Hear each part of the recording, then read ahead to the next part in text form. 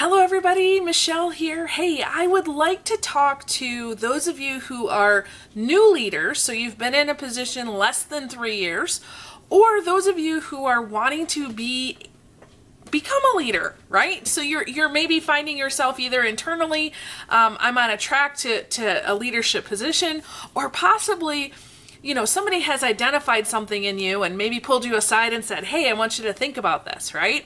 So I want to share with you one idea that many people, they don't understand, okay?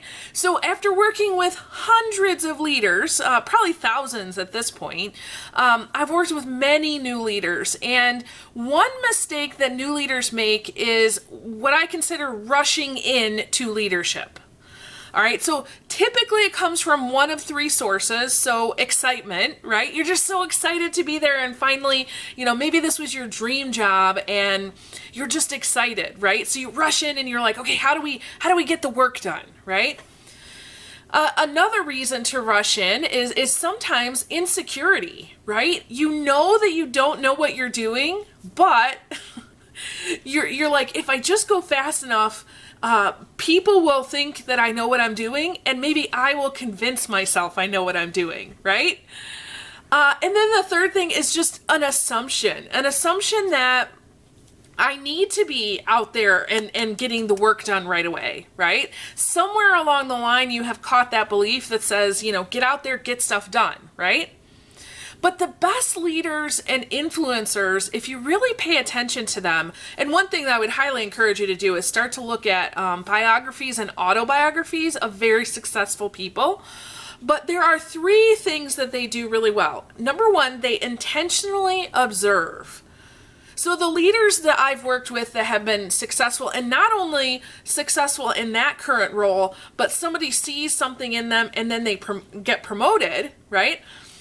They intentionally observe the situation, right? So they take some time. They come into their role and they say, okay, who's here? Who does what, right? They're observing all kinds of things, asking a ton of questions, right? Questions about, what's happening, what's the work that we do. You're asking questions of, whoever hired you, asking questions of your coworkers, right? So maybe you are a team supervisor and you're going to other team supervisors and saying, hey, let me ask you a few questions about this, right? And you're also asking questions of your people, getting to know them, right? So throughout that, you're getting to know the people, the process, and the product. So the people, first of all, you want to know your people. So what are their strengths? What are their talents? What do they bring to this work that you're doing, right? And lots of times, one thing that I find is that certain people are pigeonholed by their job description, and they have so much more to offer. But until you really do that hard work of saying, who is this person? What gives them joy? What gives them passion? What can they bring to the table, right? Maybe nobody's ever really asked that because they were in a rush to get the work done, okay? Another thing that you can get to know is the process. So one thing that we find as we're working with some of our coaching clients is that, they come in and there's a mission and a vision, right? Well, there's the stated vision. So whichever, vision that you put up on your website or your social media, or, you have printed on the wall in your office, right? And then there's the unwritten vision. Okay, there's the stated policies and procedures, and then there's the unwritten policies and procedures. And when you can jump in and you can observe and ask questions, you can figure out, okay, what is it that we say we do? And what do we do? So a great example of this one is, working with an organization, they said, one thing that is really important to us is that we want to value our people. I said, oh, that's great. And then every single staff meeting they had, they started 10 minutes late. And I said, how does this value people, right? But until you, step back and observe that, you don't realize that that's even an issue. So I would highly encourage those of you who are young in this journey, even if you've been at it for a few years, it's never too late to just kind of pull back and pause and observe, okay?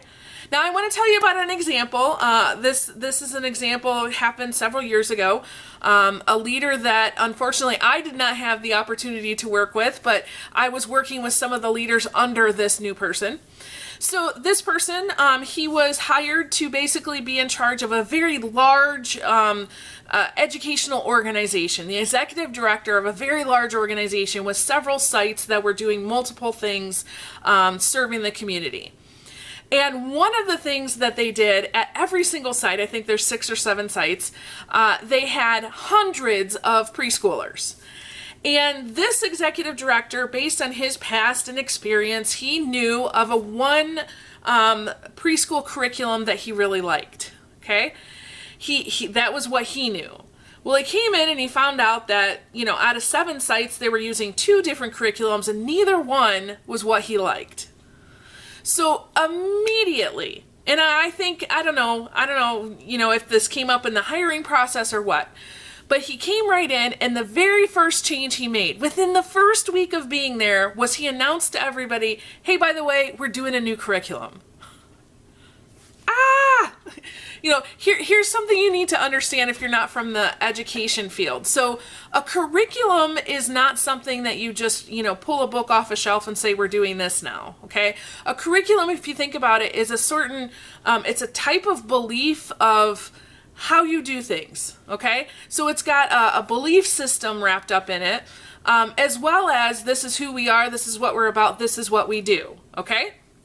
So he really, in essence, when he made that announcement, was saying, hey, we're doing something completely new, right? So in his haste to rush in, he did not observe his people. He did not ask questions. He did not get to know the process, the product, what was happening, right? He just came in and said, let's get it done. Now, here's the thing is that, when any curriculum, I don't care which curriculum you're inserting into your program, it takes, research says, up to 7 years to be in fidelity with that curriculum, meaning 7 years for you to get it right.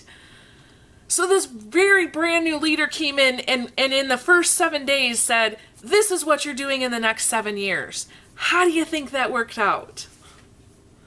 Not so good, okay?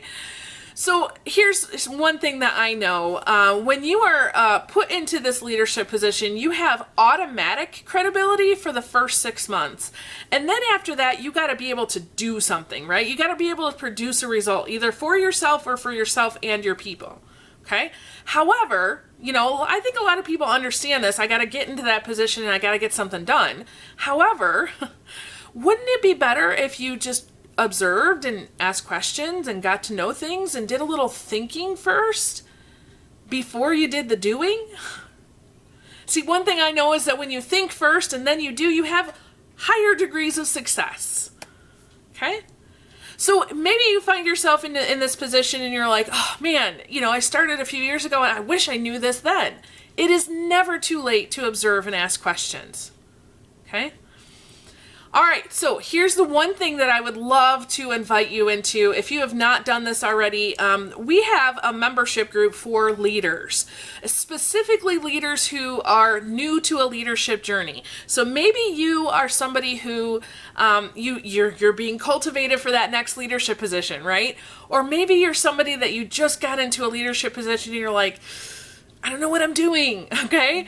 And you want to be a part of a group who they're all in the same place, right? They're all learning together, they're all growing together, and it's a safe place. Nobody's going to fire you if you stand up and say, I don't know what I'm doing here, help me out, right?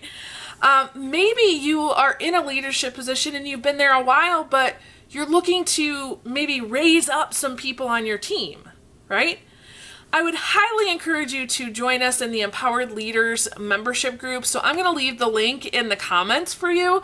It's every week you get a 20-minute lesson from me on a very targeted leadership idea, much like what you saw today. And then we walk you through how do you put that into practice. And then every week we have an hour of group coaching where everybody kind of gets on and we talk about what's happening, what's going on, what'd you learn, what'd you try, what'd you fail at. So if you're looking for a group of other leaders who are in the same boat as you and you want to grow and learn together, come check it out. Awesome. I hope this helps somebody today. And remember, it's never too late to observe and ask questions. All right, catch you next time. Bye-bye.